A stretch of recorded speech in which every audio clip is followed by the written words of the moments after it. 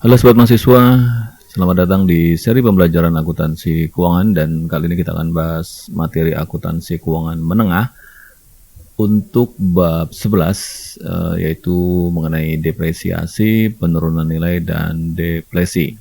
Buku yang digunakan adalah buku Intermediate Accounting karya Kiyosho, Wagan, and Warfield, edisi FRS dan edisi yang ketiga.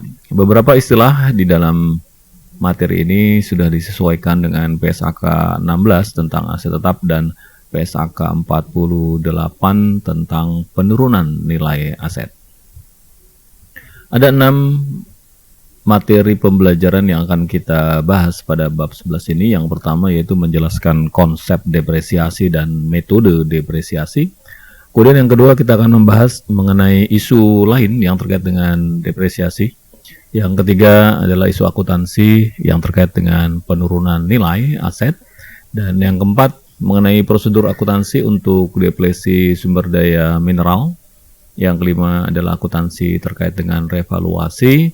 Dan yang terakhir adalah pelaporan dan analisis PPE, Property, Plant and Equipment, dan juga mengenai sumber daya mineral.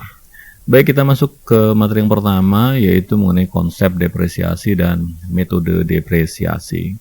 Pada hakikatnya, depresiasi atau penyusutan adalah proses akuntansi untuk mengalokasikan biaya. Jadi untuk mengalokasikan cost dari suatu aset, asetnya adalah aset yang berwujud menjadi beban atau dialokasikan dari biaya menjadi beban. Ingat, biaya ini asal katanya adalah cost dan beban ini asal katanya adalah expense.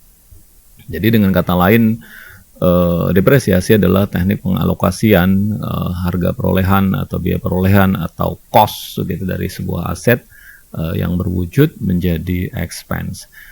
Dilakukan dengan cara yang sistematis dan rasional selama suatu periode tertentu yang diharapkan oleh perusahaan, di mana jumlah periode atau lama waktu periode ini terkait dengan perolehan manfaat atas penggunaan aset tersebut. Dan pengalokasian biaya aset jangka panjang ini biasanya istilah yang digunakan untuk aset tetap adalah depresiasi, ya beban depresiasi atau depreciation expense. Untuk aset tidak berwujud disebut dengan amortisasi, amortization expense, dan untuk sumber daya mineral disebut dengan deflasi atau deflation expense. Ini adalah istilah yang lazim digunakan. Ya, jadi ada pembeda untuk aset tetap yang berwujud, aset tetap tak berwujud, aset atau biasa disebut dengan aset tak berwujud, intangible asset, dan juga untuk sumber daya mineral. Terkait dengan faktor-faktor yang terlibat dalam proses depresiasi, maka cara yang paling mudah adalah menjawab 3 pertanyaan dasar ini. Yang pertama, basis apa yang akan digunakan oleh perusahaan untuk mendepresiasikan aset tetap tak berwujudnya? Kemudian berapa lama umur manfaat atau masa manfaat dari aset itu sendiri, dan metode pembagian biaya yang terbaik itu metode apa yang perlu dipilih oleh perusahaan? Basis depresiasi yang paling umum adalah cost. Di sini disebut dengan original cost atau harga perolehan yang pertama kali. Mengenai cost itu seperti apa, Anda bisa cek kembali di chapter sebelumnya. Dan kemudian dikurangi dengan taksiran nilai sisa atau residual value. Ada yang disebut dengan salvage value. Ini adalah sebuah nilai taksiran, yaitu satu nilai yang diperkirakan akan dihasilkan dari aset itu sendiri ketika masa manfaatnya sudah berakhir. Jadi mudahnya seperti ini, kalau Anda punya mesin memiliki masa manfaat 10 tahun, maka di 10 tahun yang akan datang kira-kira mesin itu akan laku berapa. Itu adalah residual value atau salvage value. Nah, original cost dikurangi dengan residual value, inilah yang disebut dengan depreciation base atau basis penyusutan, basis depresiasi. Kemudian terkait dengan menjawab pertanyaan kedua, yaitu estimasi umur manfaat. Ya, umur manfaat biasanya berbeda dengan umur fisik aset. ini maksudnya adalah bahwa tidak semua aset itu memiliki masa manfaat yang sama dengan umur fisiknya. Karena ada beberapa jenis aset yang secara fisik memiliki umur yang katakanlah cukup panjang, namun ternyata manfaatnya tidak sepanjang dari fisik yang dimiliki. Sebagai contoh, kalau misalkan Anda memiliki mesin produksi, kita bisa bertanya kepada produsen mesin produksi tadi, berapakah masa manfaat dari aset ini apabila digunakan secara normal. Maka biasanya produsen akan memberikan informasi terkait dengan penggunaan aset atau mesin tadi pada kapasitas yang paling optimum, pada kapasitas standar atau kapasitas yang moderat, dan kapasitas yang normal, atau bahkan mungkin kapasitas yang lebih rendah lagi. Nah, biasanya beda-beda. Setiap produsen umumnya gitu akan menetapkan mesin itu sepanjang mungkin. Mereka akan mengatakan bahwa mesin ini bisa dimanfaatkan atau secara fisik bisa dimanfaatkan selama sekian belas tahun. Padahal kenyataannya apabila digunakan secara normal mungkin kurang dari itu. Ya, artinya bahwa umur manfaat itu tidak selalu berkorelasi dengan umur fisik aset. Demikian pula misalkan kalau Anda punya kendaraan motor atau mobil, ya secara fisik motor atau mobil ini mungkin masa manfaatnya bisa 50 sampai 100 tahun. Tapi manfaatnya mungkin tidak selama itu. Karena Anda harus menjaga motor tadi atau kendaraan tadi agar tetap bisa dimanfaatkan. Kemudian yang kedua, perusahaan menghentikan aset karena dua alasan. Yang pertama karena faktor fisik. Jadi secara fisik memang sudah tidak bisa digunakan lagi. Jadi kalau tadi kayak kendaraan motor, ya sebenarnya kalau dari fisiknya motor itu sudah benar-benar rusak parah gitu ya. Sebagai contoh misalkan mengalami kecelakaan atau hal-hal lain yang menyebabkan secara fisik tidak bisa digunakan lagi. Atau bisa juga dilihat dari sisi ekonominya. Yaitu ketidakmampuan dari si kendaraan tadi untuk digunakan secara normal. Jadi secara fisiknya masih tampak seperti motor begitu, namun sudah tidak bisa digunakan lagi karena mungkin mesinnya rusak, karena ada bagian-bagian tertentu yang menyebabkan motor tadi tidak bisa digunakan. Atau memang sudah saatnya untuk diganti dengan kendaraan yang baru atau mesin yang baru. Juga bisa disebabkan karena keusangan. Nah, untuk keusangan ini biasanya yang paling mudah kita temui adalah hal-hal yang terkait dengan teknologi informasi. Sebagai contoh misalkan komputer, laptop dan sejenisnya, ya handphone dan sejenisnya, itu adalah aset-aset yang mudah usang. Usang bukan karena secara fisik, tapi usang karena kemampuannya untuk menyesuaikan diri dengan perkembangan zaman. Kita tahu bahwa perkembangan itu cepat sekali gitu. Anda punya laptop awalnya ketika Anda beli merasa sangat canggih gitu ya, untuk digunakan pada aplikasi apapun. Tapi beberapa tahun kemudian Anda merasa bahwa laptop tadi sudah tidak memiliki kemampuan sebagaimana yang seharusnya karena adanya aplikasi-aplikasi terbaru. Nah, jadi secara fisik laptop atau handphone ataupun komputer Anda masih layak untuk digunakan, tetapi karena teknologi semakin canggih, aplikasi semakin canggih, Anda merasa bahwa laptop, barang-barang elektronik Anda sudah usang dan perlu diganti. Kemudian para pelaku usaha biasanya membutuhkan metode yang akan digunakan yang bersifat sistematis dan rasional. Artinya bahwa manajemen itu harus menentukan secara tepat metode apa yang perlu digunakan untuk mendepresiasikan atau menyusutkan cost menjadi beban atas satu aset tetap yang dimilikinya dengan cara yang sistematis dan rasional. Artinya yang sesuai dengan fisik aset tersebut. Jadi setiap aset tentu saja tidak sama gitu. Anda tidak bisa menyamakan mesin produksi dengan mesin non produksi misalkan. Atau contohnya antara mesin produksi dengan kendaraan. Tentu saja mereka punya sifat yang berbeda-beda sehingga pola depresiasinya pun tentu saja bisa tidak sama. Nah, oleh karenanya akuntansi menawarkan ada beberapa cara yang bisa digunakan oleh perusahaan untuk melakukan depresiasi secara sistematis dan rasional. Yang pertama bisa menggunakan metode berdasarkan aktivitas atas mesin tadi, yaitu unit yang digunakan atau unit yang dihasilkan. Jadi aktivitas ini contoh yang paling mudah tadi saya selalu menyebut mesin produksi. Nah, ketika Anda menggunakan mesin produksi kan dia akan menghasilkan satu produk ya. Jadi Anda bisa menggunakan metode ini berdasarkan unit yang dihasilkan, atau kalau ada unit yang bahan baku misalkan yang digunakan, juga Anda bisa menggunakan jumlah unit yang digunakan, input dan output. Kemudian ini yang paling banyak digunakan ya, yaitu dan juga banyak dikenal oleh mahasiswa khususnya ketika belajar metode depresiasi, yaitu metode garis lurus atau straight line. Ini yaitu satu metode yang mengukur mengalokasikan cost menjadi beban secara merata. Jadi tiap tahun selalu sama karena diasumsikan bahwa penyusutan nilai atas aset ini memang secara sistematis, secara rasional itu sama setiap periodenya. Kemudian yang ketiga adalah metode penurunan atau akselerasi atau percepatan, di mana metode ini memberikan gambaran bahwa pada tahun-tahun awal penggunaan aset itu depresiasi sangat besar dan kemudian semakin lama dia semakin mengecil. Hal ini biasanya disebabkan karena mesin tadi di awal-awal tahun digunakan secara maksimal, secara optimal, sehingga depresiasinya dipandang jauh lebih besar dibandingkan dengan tahun-tahun selanjutnya. Ada dua metode penurunan yang cukup dikenal dalam metode depresiasi. Yang pertama adalah jumlah angka tahun atau sum of the years digits method, dan kemudian yang kedua adalah metode saldo menurun, declining balance method. Nah, untuk declining ini biasanya ada yang 1,5 kali declining balance, 1/2 declining balance, dan ada yang 2 kali. Ya, dua kali ini biasa dikenal dengan double declining balance method. Mari kita bahas satu persatu. Yang pertama, metode aktivitas. Sebagai contoh di sini ada data dari Stanley Coal Mine.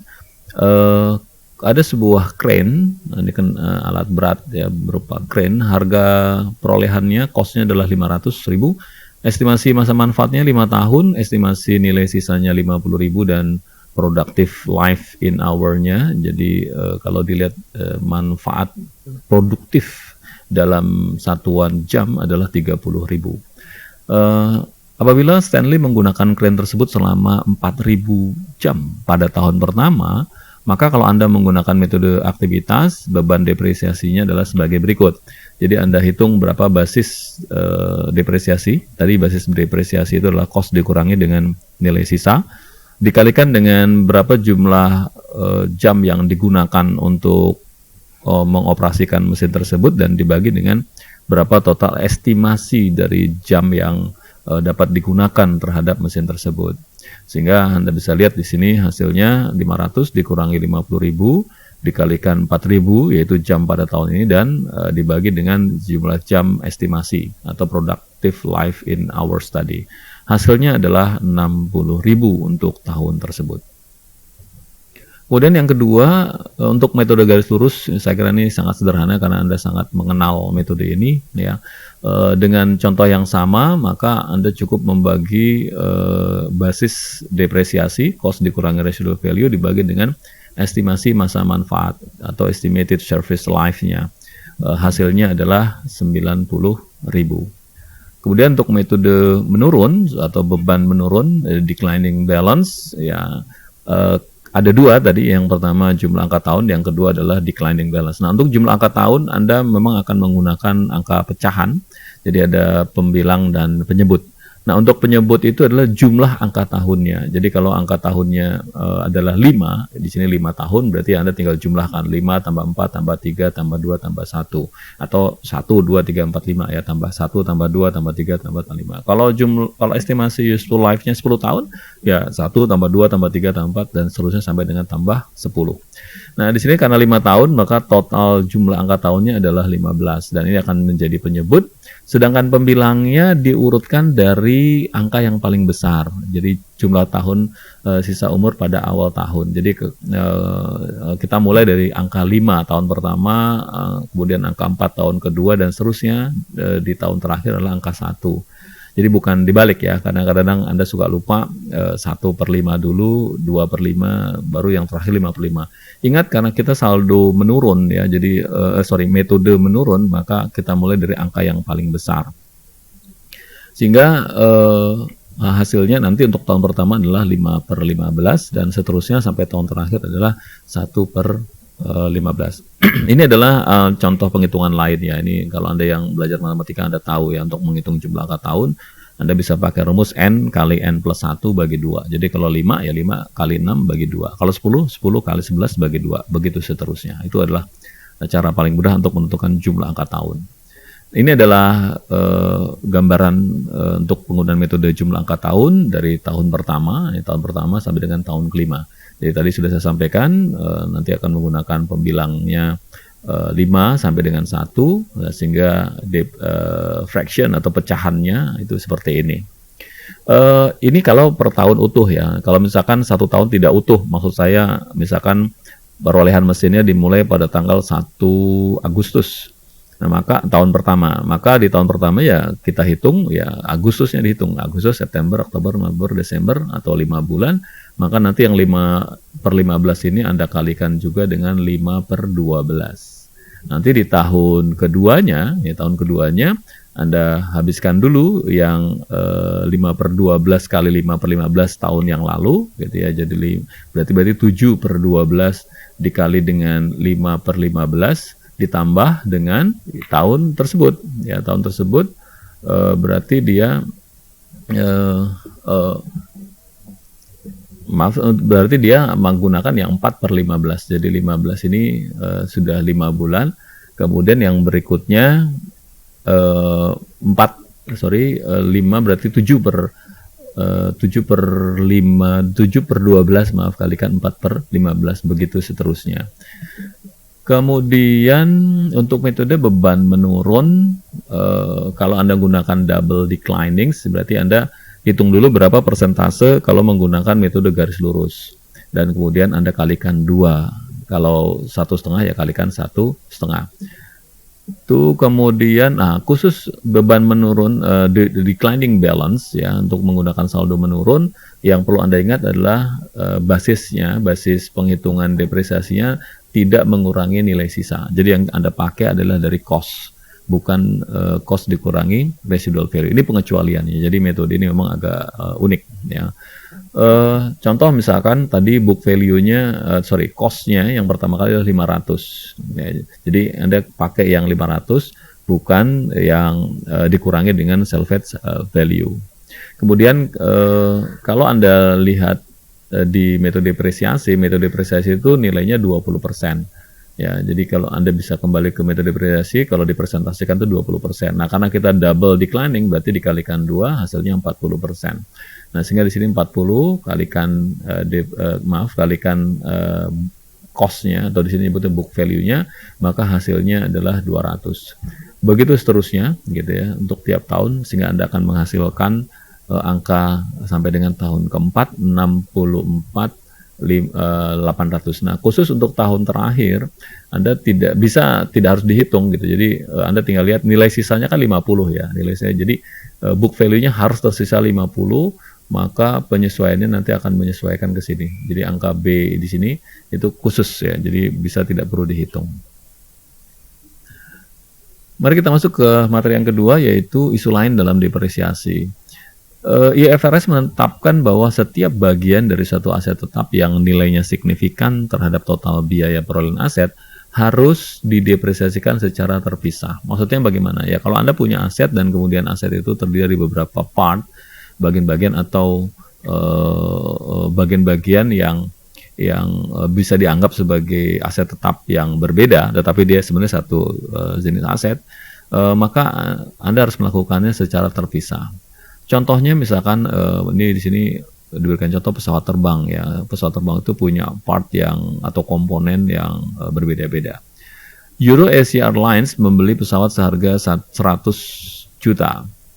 Kemudian 100 miliar maaf. Kemudian pada tanggal 1 Januari 2020, pesawat tersebut memiliki umur manfaat 20 tahun dan nilai sisanya tidak ada, kosong. EuroAsia menggunakan metode depresiasi garis lurus untuk semua jenis pesawat yang dimilikinya.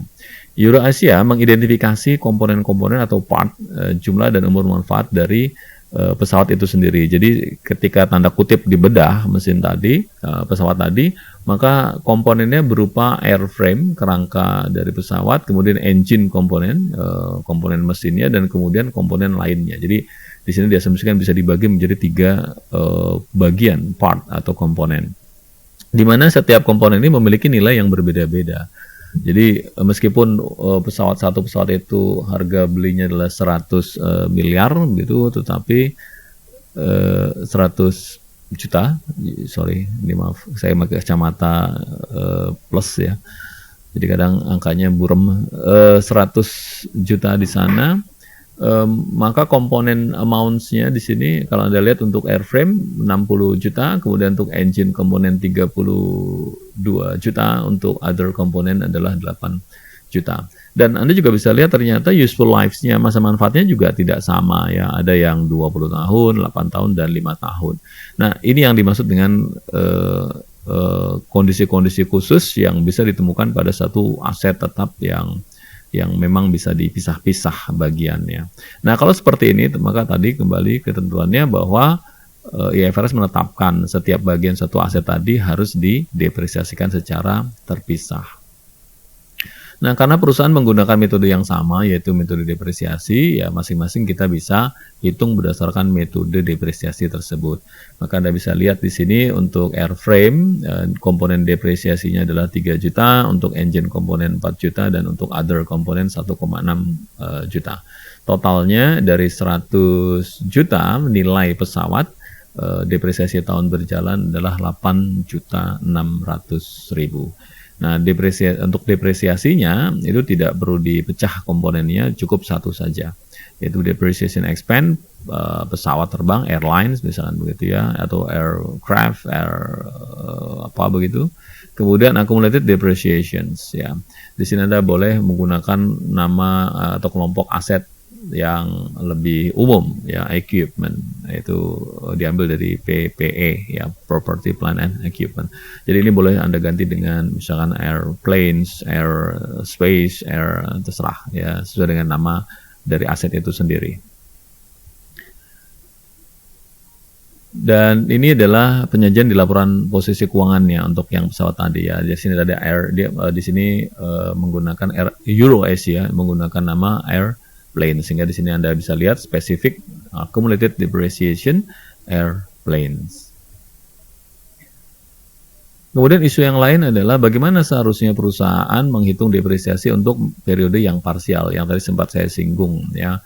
Perusahaan menentukan beban depresiasi untuk 1 tahun penuh. Jadi hitung dulu untuk 1 tahun berapa, kemudian baru Anda membuat proratanya atau proporsionalnya atas beban depresiasi antara 2 periode yang terlibat. Proses ini harus terus berlanjut sepanjang umur manfaat aset. Contoh, di sini ada Maserati membeli mesin baru untuk proses perakitan pada tanggal 1 Agustus 2019. Biaya perawatan mesin adalah 150.000 dan perusahaan memperkirakan mesin tersebut akan memiliki nilai sisa sebesar 24.000. Ini adalah cost dan ini adalah residual atau salvage value. Umurnya diperkirakan 5 tahun di masa manfaatnya, dan jam kerja yang diperkirakan dapat digunakan adalah 21.000 jam. Akhir tahun adalah tanggal 31 Desember atau sesuai dengan tahun kalender. Instruksi, hitunglah beban depresiasi dengan menggunakan metode sebagai berikut. Ingat, di sini Anda lihat ya, dimulainya di 1 Agustus ya, bukan di 1 Januari. Bagaimana kalau kita menggunakan garis lurus, metode aktivitas, jumlah angka tahun, dan juga saldo menurun? Mari kita lihat. Apabila Anda menggunakan metode garis lurus, ya maka Anda hitung per tahunnya berapa, gitu ya. Ini per tahunnya pasti akan sama kalau metode garis lurus, dan Anda hitung partial years-nya. Jadi tahun itu ada berapa bulan. Oh, tahun ini kan Agustus tadi, berarti kan Agustus, September, Oktober, dan seterusnya itu ada 5 bulan. Berarti 5 per 12 ya, 5 per 12 kali 25.200 ya. hasilnya 10.500. Begitu seterusnya ya. Ini langsung saya buka ya. Jadi untuk tahun berikutnya juga sama. Nah, untuk Anda perhatikan untuk tahun kedua, ketiga dan keempat di sini dia utuh ya. Baru nanti di tahun sebenarnya masa manfaat tahun kelima dia jatuh di tahun ke-6 adalah sisanya, yaitu 7/12. Itu yang perlu Anda perhatikan. Kemudian untuk metode aktivitas, asumsikan 800 jam digunakan pada tahun 2019 ya. Ingat kalau metode aktivitas itu tergantung berapa jumlah jam yang digunakan. Sementara annualnya dia akan sama ya. Jadi per jamnya itu akan sama. Yaitu di sini 126.000 dibagi 21.000 sama dengan 6 jam. Nah, untuk tiap tahunnya tinggal berapa jam yang digunakan. Tahun pertama karena 800 ya kalikan 6 ya, 800 kalikan 6 hasilnya adalah 4.800. Begitu seterusnya. Untuk tahun kedua misalkan 600 ya 600 kali $6 ya, dan seterusnya. Oh ya, kalau Anda mungkin Anda berkata, Pak, di sini tidak ada partialnya. Ya, kalau untuk metode aktivitas tinggal digunakan saja dari bulan Agustus untuk tahun pertama ini sampai dengan Desember dia berapa jam. Ya, jadi tidak perlu lagi dikalikan dengan partial di sini ya, karena dia sesuai dengan penggunaan jam ya atas mesin tersebut. Itu kemudian untuk jumlah angka tahun, ini tadi yang sempat saya singgung. Ini ya, jadi Anda harus menggunakan partial seperti ini, 5/12, 7/12 dan seterusnya ya, seperti ini. Saya langsung buka saja ya. Anda bisa lihat ya, ini memang cukup unik. Jadi untuk sum of these digit memang akan rumit karena menggunakan pecahan-pecahan. Jadi untuk tahun pertama di tahun 2019 ya, tadi karena hanya 5 bulan berarti 42.000 dikalikan 5/12. Nah, untuk tahun berikutnya itu sebenarnya adalah pecahan ini yang di atas ini ya. Jadi dia habiskan dulu yang 7/12 ya. Jadi kan ini 5/12 berarti sisanya kan 7/12. 7/12 itu dimasukkan dulu baru kemudian dikalikan 5/12 untuk parsial yang berikutnya. Atau di sini sudah digunakan angka 4,58, 3,58, 2,58 dan seterusnya. Ini juga boleh, silakan saja. Hasilnya sebenarnya seperti yang di atas tadi ya. Kemudian untuk saldo menurun ganda atau double declining, ingat tadi untuk double declining depreciation base-nya adalah cost ya, di sini tidak dikurangi dengan residual value. Ini sama, ini harus dihitung parsialnya. Tahun ini berapa? Oh, tahun ini hanya 5 bulan, berarti 5/12. Nah, tahun berikutnya dia utuh ya. Tahun berikutnya ini utuh, hanya di tahun terakhir yang berbeda ya. Jadi ini disebut plug ini karena tadi saya katakan dia tinggal berapa sisa terakhir, dan di sini ya book value terakhirnya harus sesuai dengan jumlah dari salvage value-nya. Itu kemudian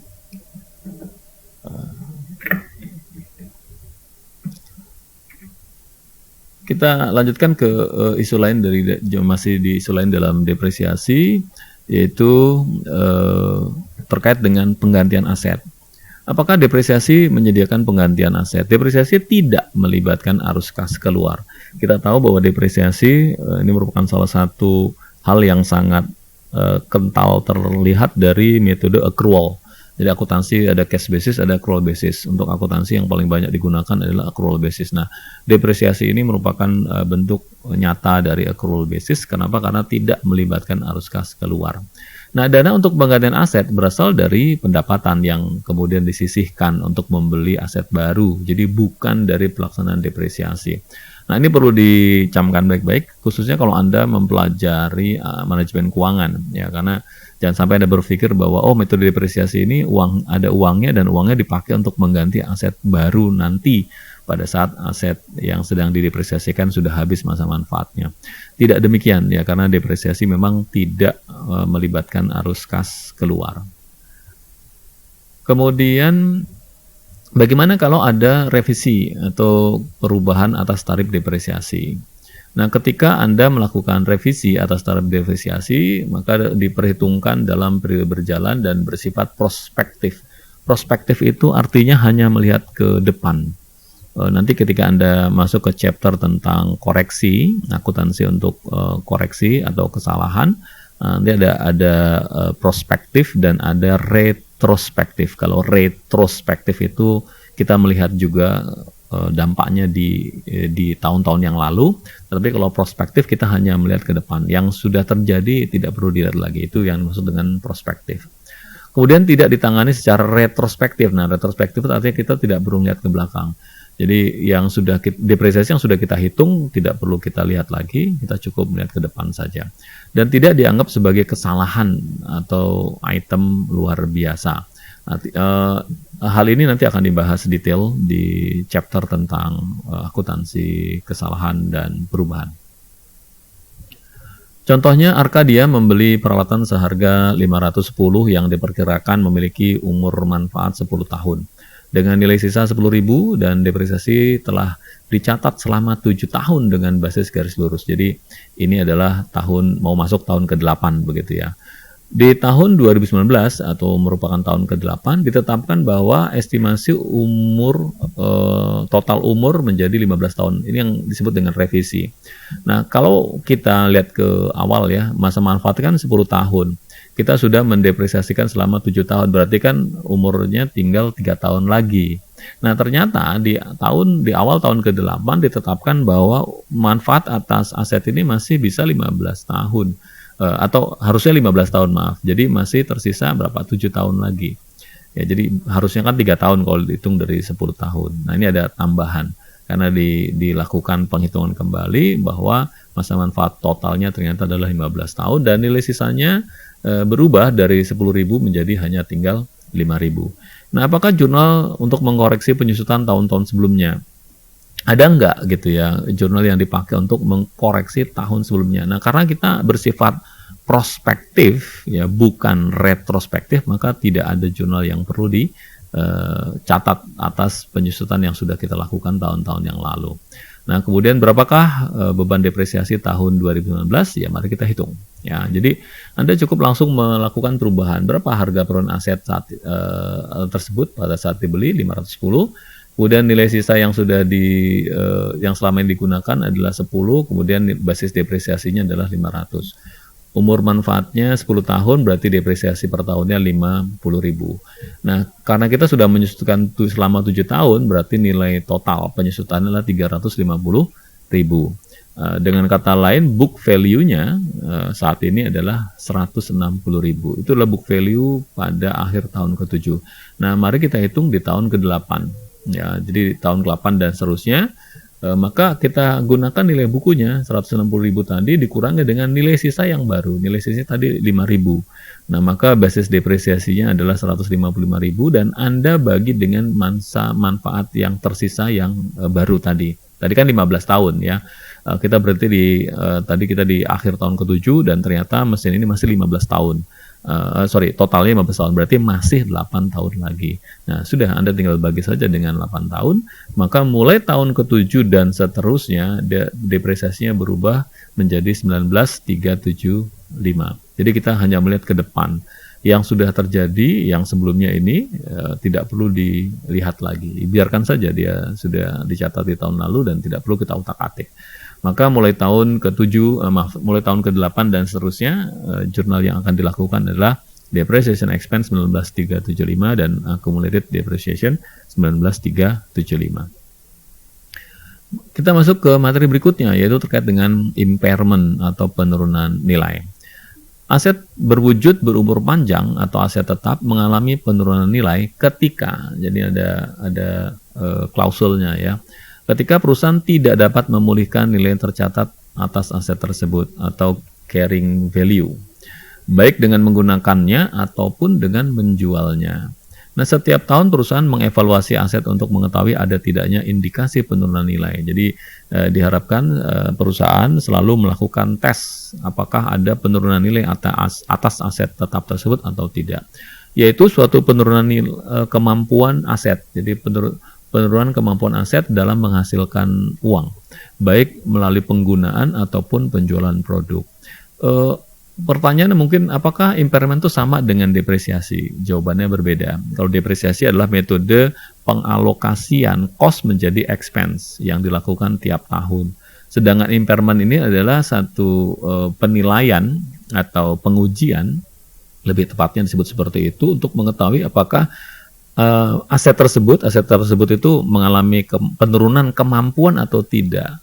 Nah, oleh karenanya perusahaan memang harus menggunakan dua-duanya. Jadi depresiasi tetap dihitung, kemudian impairment test ya disebutnya seperti itu pun juga harus dilakukan. Jadi perusahaan di setiap akhir tahun atau minimal setahun sekali akan melakukan pengujian ada atau tidak penurunan kemampuan aset. Bagaimana cara melakukannya? Mari kita lihat. Ya, ini adalah ujinya. Jadi perusahaan menentukan dulu berapa carrying amount. Carrying amount ini Anda bisa menggunakan book value ya. Dan kemudian carrying amount atau book value ini Anda bandingkan dengan yang disebut dengan recoverable amount atau jumlah yang dapat di recovery, yang dapat dipulihkan. Di mana recoverable amount ini merupakan angka yang paling besar di antara fair value dikurangi cost to sell dengan value in use. Jadi ada dua nilai. Atau dengan kata lain, sebenarnya untuk menguji penurunan nilai, Anda membutuhkan 3 nilai. Minimal 2, tetapi sebaiknya ada 3, yaitu carrying amount, kemudian fair value dikurangi dengan cost to sell. Ini kalau memang produknya akan dijual, atau value in use. Nah, value in use ini memang perlu dilakukan penaksiran. Bisa menggunakan jasa appraisal. Nah, mana yang tertinggi antara fair value less cost to sell dengan value in use, itulah yang akan menjadi recoverable amount. Nah, kemudian recoverable amount itu akan dibandingkan dengan carrying amount. Apabila ada selisih ya, jadi selisih di mana carrying amount-nya lebih kecil tentu saja daripada recoverable amount, jadi carrying amount-nya lebih kecil, maka itu disebut dengan impairment, terjadi penurunan nilai. Tapi apabila carrying amount-nya lebih tinggi, ya berarti tidak ada penurunan nilai. Ya. Contoh, di sini asumsikan bahwa Cruise melakukan uji penurunan nilai untuk peralatannya. Nilai tercatat atau carrying value dari peralatan tersebut adalah 200. Di sini 200, kemudian nilai wajar dikurangi biaya untuk menjual adalah 180. Dan nilai pakai atau value in use-nya adalah 205. Nah, mari kita aplikasikan ke tabel ini begitu ya, ke grafik atau flow ini. Nah, carrying amount-nya 200, kemudian tadi fair value less cost to sell-nya 180 dan value in use-nya 205. Nah, Anda pilih mana yang paling besar, itulah yang akan menjadi recoverable amount. Nah, kalau yang paling besar adalah 205, maka 205 inilah yang menjadi recoverable amounts. Dan kemudian selanjutnya Anda bandingkan antara recoverable amount ini dengan carrying value. Anda lihat di sini carrying amount-nya lebih kecil daripada recoverable amounts. Berarti dia lebih kecil ya, di sini lebih kecil, berarti dia tidak ada impairment karena recoverable amount-nya lebih besar. Tadi maaf kalau saya keliru ya. Jadi carrying amount-nya masih oke gitu ya. Kenapa? Karena recoverable amount-nya lebih besar. Jadi diperkirakan bahwa jumlah yang dapat di recovery itu masih 205, padahal carrying amount-nya hanya 200. Jadi tidak perlu ada impairment. Nah, impairment ini terjadi kalau seandainya recoverable-nya lebih kecil ya. Jadi maaf. Ya, seperti ini. Nah, mari kita lihat contoh yang lain ya. Jadi masih menggunakan contoh pada perusahaan cruise ya. Nah, sekarang kita ubah nilai pakainya adalah 175 ya, bukan 205. Jadi value in use-nya adalah 175. Nah, berarti sini kita pilih mana yang paling tinggi. Yang paling tinggi adalah fair value less cost to sell. Maka fair value less cost to sell ini yang akan digunakan sebagai recoverable amount. Nah, recoverable ternyata cuma 180, padahal carrying amount-nya adalah 200 ya. Berarti lebih besar carrying amount-nya, maka ada impairment sebesar 20. Begitu. Itu disebut dengan impairment test. Nah, jurnalnya ketika ada impairment loss seperti ini adalah ini ya, loss on impairment, dan kreditnya adalah accumulated depreciation. Kita sebutkan nama peralatannya apa. Mari kita lihat contoh yang lain ya. Pada tanggal 31 Desember 2020, Hanoi memiliki peralatan dengan biaya perolehan sebesar 26 juta. Akumulasi depresiasi sebesar 12 juta. Ya, kemudian peralatan tersebut memiliki total umur manfaat selama 4 tahun dengan nilai sisa sebesar 2 juta. Informasi berikut ini berkaitan dengan peralatan. Yang pertama, nilai tercatat atau carrying value dari peralatan tadi per 31 Desember 2020 adalah 14 juta, yaitu 26 dikurangi 12 juta. Hane menggunakan depresiasi garis lurus. Depresiasi peralatan untuk tahun 2020 adalah sebesar 6 juta, yaitu 26 dikurangi 2 juta dibagi 4 tahun, dan sudah dicatat. Hane menetapkan jumlah terpulihkan atau recoverable amount untuk jumlah aset ini adalah 11 juta. Sisa umur manfaat peralatan per 31 Desember adalah 2 tahun lagi. Nah, maka Anda bisa terapkan model yang tadi yang sudah kita bahas ya untuk menentukan apakah ada impairment atau tidak. Jadi Anda bandingkan tadi ya antara fair value less cost to sell dengan value in use. Nah, mana yang ada? Jadi untuk menentukan impairment test ini dua nilai ini harus ada salah satu. Anda bisa mendapatkan dua-duanya, tapi kalau tidak ada ya minimal harus satu. Karena kalau tidak ada, Anda nggak bisa menentukan apakah ada impairment loss atau tidak. Di sini ternyata Anda bisa lihat tadi karena langsung ya informasinya recoverable amount-nya adalah 11 juta, sedangkan carrying amount-nya adalah 14 juta, ya maka karena di sini lebih besar carrying amount-nya, maka ada impairment loss sebesar 3 juta. Nah, sehingga Anda tinggal catat seperti ini ya, maaf. Ya, jadi loss on impairment, kreditnya accumulated depreciation equivalent sebesar 3 juta. Dan penyajian di laporan keuangan nanti akan seperti ini, peralatan sebesar 26.000, kemudian dikurangi dengan akumulasi depresiasinya 15.000, nilai tercatatnya tetap 11 juta ya. Kemudian Hane menetapkan bahwa total umur manfaat peralatan tidak berubah, di mana sisa umur manfaat masih ada 2 tahun lagi. Namun perkiraan nilai sisa peralatan saat ini adalah 0. Ya, jadi diperkirakan nilai sisanya 0. Hane tetap harus menggunakan metode garis lurus dan membuat jurnal berikut untuk mencatat depresiasi tahun 2021. Jadi di sini Anda lihat nilai sisanya tidak ada. Ya, masa manfaatnya masih 2 tahun lagi. Maka ya tinggal dibagi 2 ya, 11 juta dibagi 2 tahun sama dengan ini 11 juta dibagi dengan 2 tahun sama dengan 5,5 juta per tahun. Kita lihat kasus yang lain. Pada akhir tahun 2019, Verma melakukan uji penurunan nilai terhadap mesin yang dimilikinya. Mesin tersebut memiliki nilai tercatat 200.000. Mesin ini memiliki perkiraan sisa umur manfaat 5 tahun. Kemudian karena sedikitnya informasi pasar sebagai dasar jumlah terpulihkan atau recoverable amount berdasarkan nilai wajar, maka Verma menentukan bahwa jumlah terpulihkan mesin harus didasarkan pada nilai pakai. Jadi dipilih salah satu tadi ya. Jadi sulit untuk menentukan nilai wajar, ya maka bisa digunakan nilai yang lain yaitu value in use atau nilai pakai. Verma menggunakan tarif diskonto sebesar 8%. Analisis Verma menunjukkan bahwa arus kas masa depan akan menjadi 40.000 setiap tahun selama 5 tahun dan akan menerima nilai sisa sebesar 10.000 pada akhir tahun kelima. Diasumsikan bahwa semua arus kas terjadi pada akhir tahun. Nah, di sini kalau Anda perhatikan ini terkait dengan materi time value of money. Jadi Anda akan menghitung present value of future cash flows-nya. Jadi penggunaan nilai pakai ini, jadi value in use ini Anda bisa menggunakan format yang diajarkan pada time value of money, atau Anda bisa juga menggunakan tenaga appraisal. Nah, apabila Anda menggunakan data ini, maka Anda bisa menghitung value in use-nya menggunakan time value of money. Bagaimana cara menghitung time value of money? Ya, Anda bisa cek kembali chapter tentang time value of money.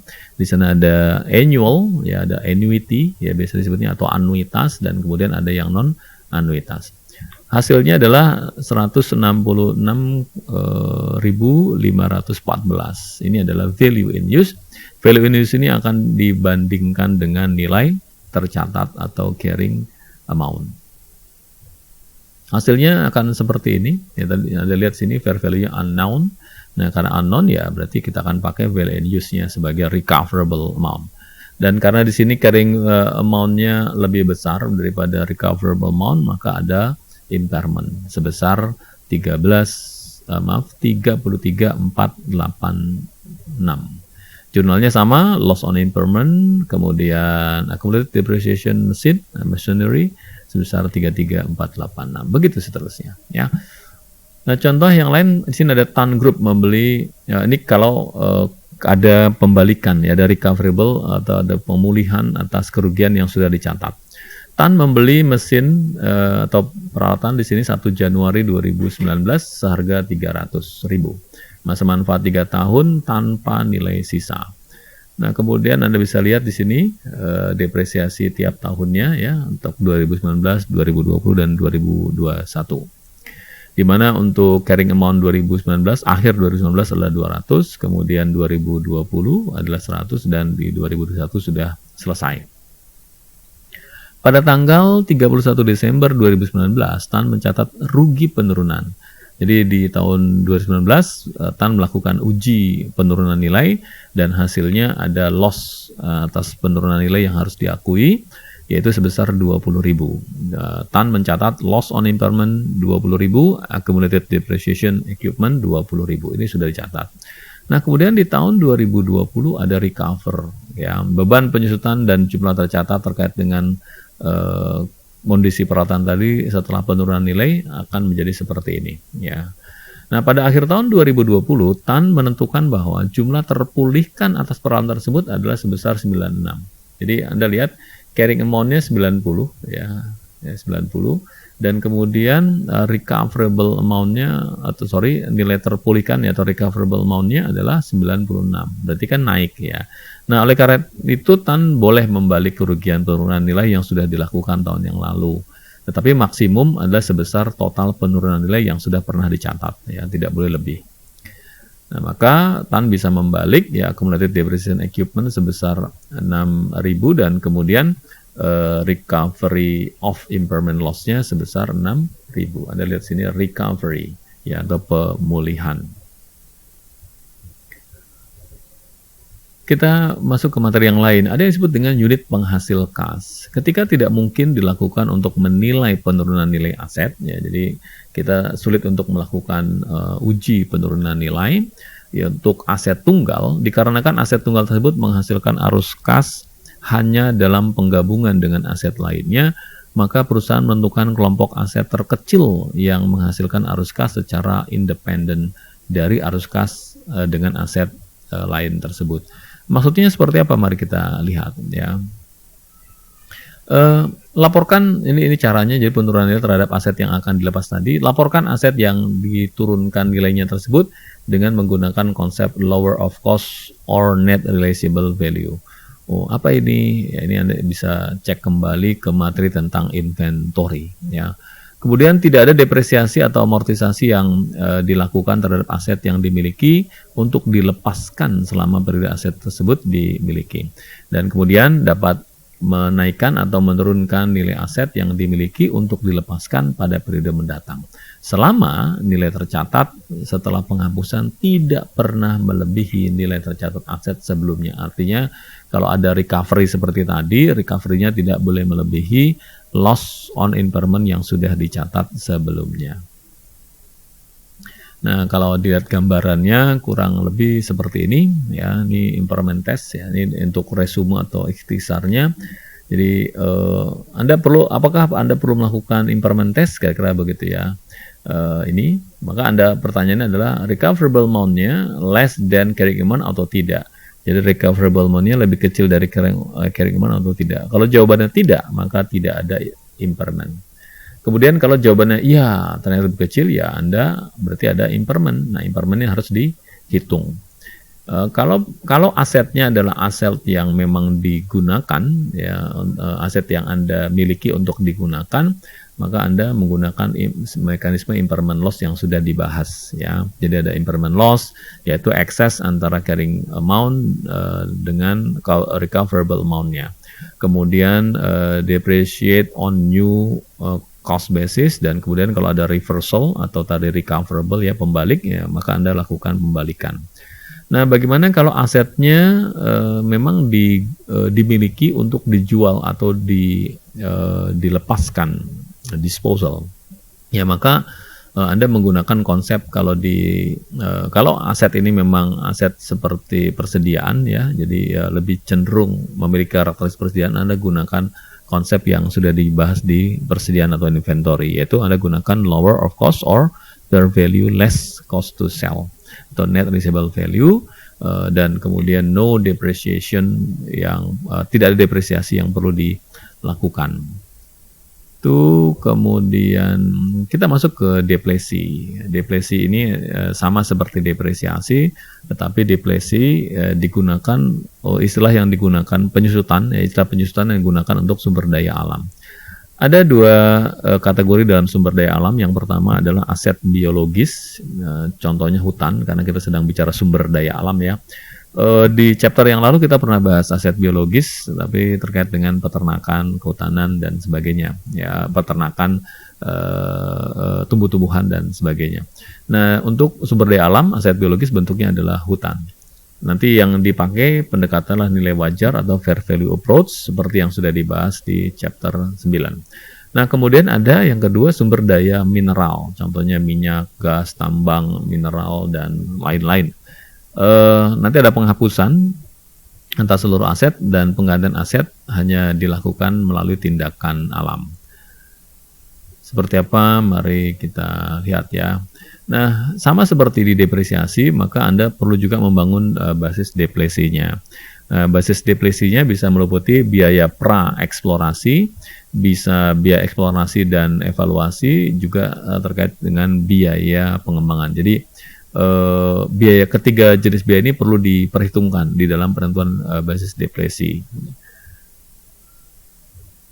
Biasanya perusahaan menghitung depresi dengan menggunakan metode unit produksi. Ini yang paling lazim digunakan ya. Jadi kalau Anda pakai garis lurus dan sebagainya dianggap kurang tepat. Depresi adalah fungsi dari jumlah unit yang diekstraksi atau yang dihasilkan selama periode yang bersangkutan. Nah, rumusnya seperti ini: total cost dikurangi residual value atau basis depresinya dibagi dengan total estimasi unit yang bisa dihasilkan atau biasa disebut dengan deposit ya atau available. Nah, ini adalah the depletion cost per unitnya. Nanti setiap tahun akan dikalikan berapa jumlah unit yang berhasil diolah ya, diekstraksi atau dihasilkan. Unit extracted dikalikan cost per unit, inilah nilai depresinya. Jadi simple ya untuk depresi. Kita lihat contohnya. McLeod memperoleh hak untuk menggunakan 1.000 hektar tanah di Afrika Selatan untuk menambang perak. Biaya sewa lahan sebesar 50.000, biaya eksplorasinya sebesar 100.000.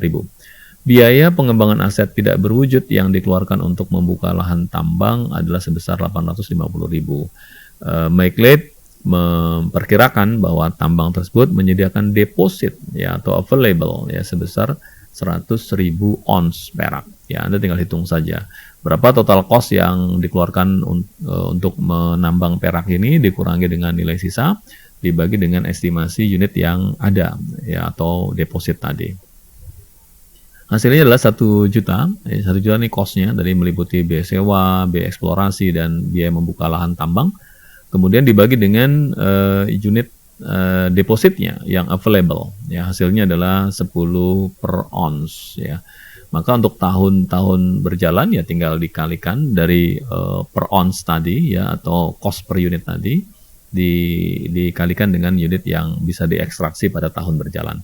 Nah, jika McLeod ini mengekstraksi perak sebanyak 25.000 ton ons ya pada tahun pertama, maka depresi untuk tahun pertama adalah 25.000 dikalikan 10 euro.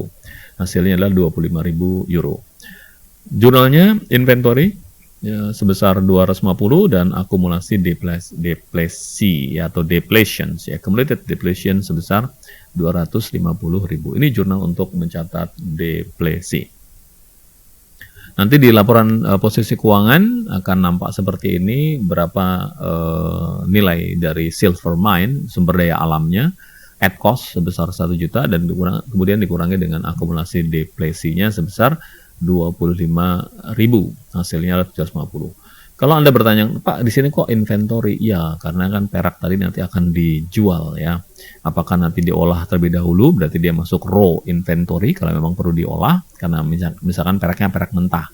Tapi kalau misalkan peraknya ini, misalkan gitu ya, peraknya bisa langsung dijual tanpa perlu diolah, ya maka dia masuk ke inventory. Ya, jadi bisa raw inventory, bisa inventory. Dengan demikian, biaya deflasi yang berkaitan dengan persediaan yang terjual merupakan bagian dari harga pokok penjualan. Ya, tentu saja ya, karena nanti inventory itu terkait dengan harga penghitungan harga pokok penjualan. Maksudnya seperti apa, Pak? Ya, silakan Anda cek kembali materi tentang inventory. Estimasi cadangan yang dapat dipulihkan pada sumber daya alam, ya, maka perlakuannya sama seperti akuntansi untuk perubahan estimasi. Kemudian memperbaiki tarif deflasi secara prospektif, jadi sama ya kalau ada perubahan-perubahan penghitungan, contoh misalkan cadangannya berubah ya, dari 100 misalkan berubah menjadi ternyata masih bisa sampai 150. Ya maka perubahan tadi dilakukan secara prospektif, jadi melihat ke depan, yang belakang tidak perlu dilihat. Bagilah biaya yang tersisa dengan estimasi baru dari cadangan yang dapat diperoleh kembali. Masih terkait dengan deflasi, ada yang disebut dengan dividen likuidasi. Ini dividen yang unik ya. Jadi kalau Anda belajar tentang dividen, ada cash dividen, ada stock dividen, atau share dividen ya. Dia ada dividen tunai, ada dividen saham. Nah, ada yang disebut dengan dividen likuidasi, yang dividen yang unik, yaitu dividen yang jumlahnya. Jadi dividen yang dibayarkan kepada para pemegang saham, yang jumlahnya lebih besar daripada nilai saldo ditahan, saldo laba ditahan atau saldo laba. Mari kita lihat contoh. Kalahan Mining memiliki saldo laba atau laba ditahan sebesar 1.650.000. Akumulasi deflasi pada properti mineral sebesar 2.100.000 dan premi sahamnya adalah 5 juta sekian. Nah, Dewan Direksi Kalahan mengumumkan dividen sebesar 3 per saham atas 1 juta saham yang beredar. Perusahaan mencatat dividen tunai sebesar 3 juta sebagai berikut ya. Jurnalnya akan seperti ini. Maaf, saya bukan ya. Jadi, dia bayar dividen tunai sebesar 3 juta. Padahal saldo labanya hanya 1.650.000 gitu. Kita tahu bahwa dividen itu dibayarkan dari saldo laba ya, atau laba ditahan. Nah, ketika saldo labanya lebih sedikit daripada jumlah dividen dibayarkan, inilah yang disebut dengan dividen likuidasi. Nah, oleh karenanya selisihnya sebesar 1.350.000 ini diambil dari share premium atau agio saham. Ya, share premium ordinary. Bagaimana penyajian laporan keuangan? Pengungkapan yang terkait dengan pengeluaran eksplorasi dan evaluasi harus mencakup ini ya. Jadi kebijakan akuntansi yang digunakan oleh perusahaan untuk mengeksplorasi dan mengevaluasi sumber daya alam ya, termasuk pengakuan aset-asetnya. Kemudian juga terkait dengan berapa jumlah aset, kewajiban, pendapatan dan beban yang terkait dengan kegiatan pengelolaan sumber daya alam tadi. Termasuk juga arus kas operasi yang timbul dari eksplorasi dan evaluasi. Jadi ini semua perlu diungkapkan di dalam catatan atas laporan keuangan. Kita masuk ke materi yang kelima, yaitu penerapan akuntansi untuk revaluasi. Di sini tidak detail ya untuk revaluasi, untuk detailnya ada di suplemen, di lampiran yang tidak bisa saya bahas di video ini. Perusahaan dapat menilai aset berwujud yang berumur panjang atau aset tetap setelah tanggal perolehan dengan menggunakan konsep biaya atau metode biaya maupun nilai wajar. Ini sudah dibahas, diperkenalkan di chapter sebelumnya ya. Jadi ada cost method dan ada fair value method. Nah, khusus yang fair value method ini nanti yang terkait dengan revaluasi. Contohnya misalkan Network Rail memilih untuk menggunakan nilai wajar dalam menilai jaringan kereta apinya. Peningkatan aset berwujud berumur panjang sebesar 4.289 juta. Perubahan nilai wajar dicatat dengan menyesuaikan akun aset dan menetapkan keuntungan yang belum direalisasi atau unrealized gain. Kemudian keuntungan yang belum direalisasi ini sering disebut sebagai surplus revaluasi. Contohnya Siemens membeli tanah seharga 1 juta pada tanggal 5 Januari 2019. Perusahaan memilih untuk menggunakan akuntansi revaluasi tanah, berarti dia menggunakan fair value pada periode berikutnya. Pada tanggal 31 Desember 2019, nilai wajar tanahnya adalah 1.200.000. Jadi dari 1 juta menjadi 1.200.000. Maka atas kenaikan harga tanah ini Anda bisa mencatat ya. Jadi seperti ini, jadi land sebesar 200.000 dan unrealized gain on revaluation karena perusahaan menggunakan konsep fair value dan ketika ada perubahan nilai dia melakukan revaluasi. Nah, apabila ada selisih lebih, dia akan catat unrealized gain on revaluation, tetapi unrealized gain ini akan mengurangi tanah sebesar 200.000, menambah tanah, maaf. Nah, unrealized gain on revaluation line ini meningkatkan penghasilan komprehensif lain di dalam laporan laba rugi komprehensif. Jadi, unrealized gain ini akan dicatat ke dalam other comprehensive income atau OCI di dalam laporan di penghasilan komprehensif lainnya, tercatat di sana. Lenovo membeli peralatan seharga 500.000 pada tanggal 2 Januari 2019. Peralatan tersebut memiliki masa manfaat 5 tahun. Disusutkan dengan menggunakan metode garis lurus dan nilai sisanya tidak ada, 0. Lenovo memilih untuk menilai kembali peralatannya ke nilai wajar selama masa pakai peralatan. Lenovo atau revaluasi ya, Lenovo mencatat beban penyusutan sebesar 100.000, yaitu 500 dikurangi 5 tahun pada tanggal 31 Desember 2019 sebagai berikut ya. Ini jurnal yang sudah Anda kenal, depreciation expense, accumulated depreciation equipment sebesar 100.000. Setelah jurnal tersebut, peralatan Lenovo memiliki nilai tercatat atau carrying amount, carrying value sebesar 400, yaitu 500 dikurangi depresiasi. Lenovo menerima hasil penilaian dari pihak independen, jadi ada appraisal untuk menilai aset tersebut, di mana nilai wajar peralatan per 31 Desember adalah 460, padahal carrying amount-nya atau book value-nya adalah 460. Nah, kalau Lenovo memang memilih untuk melakukan revaluasi, maka dia bisa melakukan revaluasi seperti ini. Ya, jadi equipment-nya berkurang sebesar 40 saja. Jadi dibalik ya, tadi kan sudah mendebit, maaf kita kembali ke sini, Anda sudah mendebit depreciation expense 100, accumulated depreciation 100, padahal ternyata tadi menjadi 460, berarti Anda harus kurangi sebesar 40. Ya, 40 equipment-nya, accumulated depreciation-nya Anda balik ya sebesar 100 dan kemudian sisanya masuk sebagai unrealized gain on revaluation. Ya, unrealized gain tadi juga masuk ke other comprehensive income. Ini kalau perusahaan memang melakukan revaluasi. Dan bisa dilihat di laporan keuangan ya, di statement of comprehensive income masuk ke dalam OCI, other comprehensive income, unrealized gain on revaluations-nya. Sedangkan di statement of financial position-nya nanti ada di aset non cash dan juga di equity ya, di aset non current maksud saya. Ya, di sana ada equipment dan accumulated depreciation, sedangkan di equity ada accumulated other comprehensive income.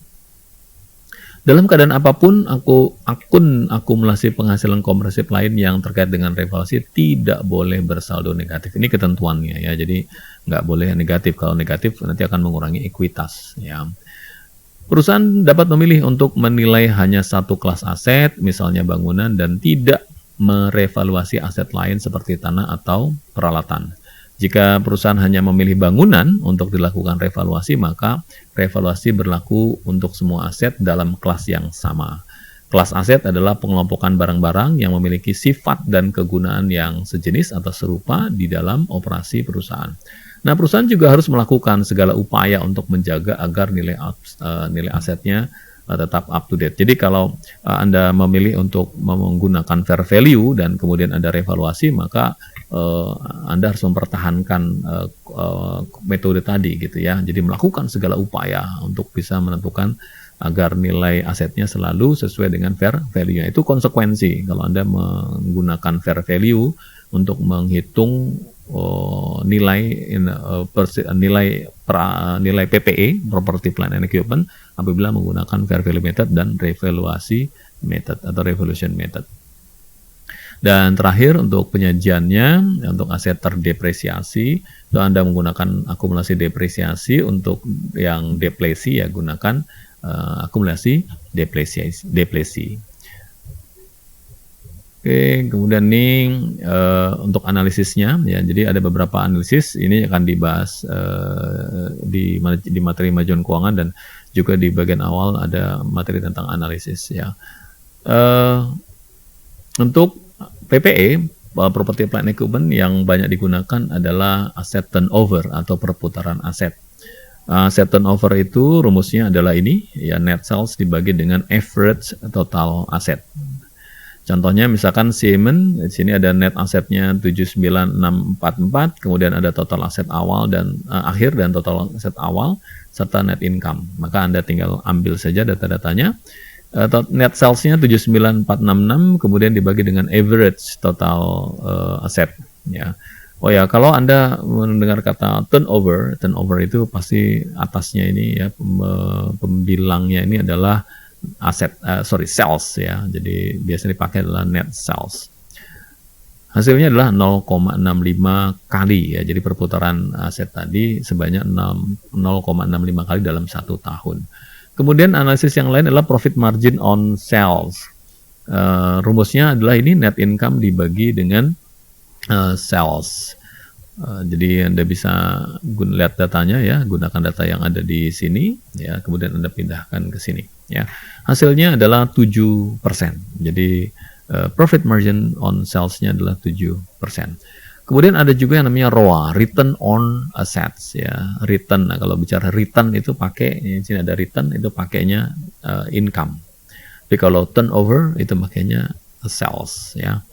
Dibagi dengan average total assets ya, 5584 di sini, dibagi dengan average total asetnya hasilnya 4,5%. Ada cara yang lain ya, jadi ini bisa return on asset itu bisa seperti ini juga. Jadi dia return on asset itu menggabungkan antara profit margin on sales ya dengan rasio asset turnover, itu sama saja ya. Dengan cara lain hasilnya akan seperti ini ya. Nanti bisa Anda pelajari. Untuk lebih lengkapnya untuk analisis seperti itu nanti akan dipelajari juga di materi tentang manajemen keuangan.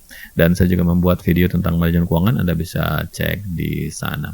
Saya kira itu yang bisa saya sampaikan untuk materi kali ini. Sampai berjumpa kembali di materi berikutnya. Terima kasih, sampai berjumpa.